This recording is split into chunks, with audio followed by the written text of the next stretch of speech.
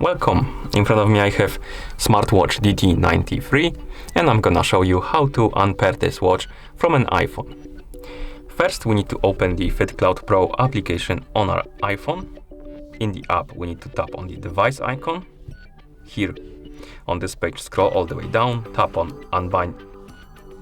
unbundling bracelet. That's a weird name.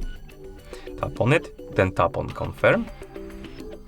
Now we can tap on Go Settings, and this will open the Bluetooth settings for our on our iPhone. Apparently it went to something else, so let's go back to the settings and open the Bluetooth settings on your iPhone.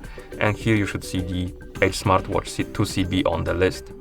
Tap on the info icon next to it, then tap on Forget this device, and then tap on Forget device to disconnect it from our iPhone.